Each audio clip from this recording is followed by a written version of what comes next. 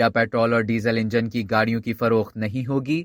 گاڑیوں کی فروخت کے حوالے سے کیا قانون منظور ہوا؟ یورپی یونین نے 2035 کے بعد پیٹرول اور ڈیزل انجن کی گاڑیوں کی فروخت پر پابندی کا قانون منظور کر لیا ہے۔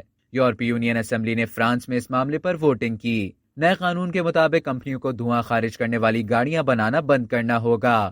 غیر ملکی میڈیا رپورٹس میں بتایا گیا ہے کہ قانون کے مطابق 27 ممالک میں ڈیزل اور پیٹرول انجن گاڑیوں کی فروخت ممنوع ہوگی۔ یورپ میں کاربن ڈائی آکسائیڈ کے دھوئیں کا 12% حصہ گاڑیوں سے خارج ہوتا ہے۔ یورپی یونین میں چند سیاسی جماعتیں اس قانون کی مخالفت کر رہی ہیں، لیکن اگر یہ فیصلہ واپس نہیں لیا گیا تو 2035 کے بعد یورپ میں صرف الیکٹرک کاریں چلیں گی۔ اب تک کے لیے اتنا ہی۔ مزید خبروں اور نیوز اپڈیٹس کے لیے ڈیلی جنگ کو سبسکرائب کریں اور بیل آئیکن پر کلک کریں تاکہ تازہ ترین ویڈیوز کا نوٹیفیکیشن آپ کو بروقت موصول ہو۔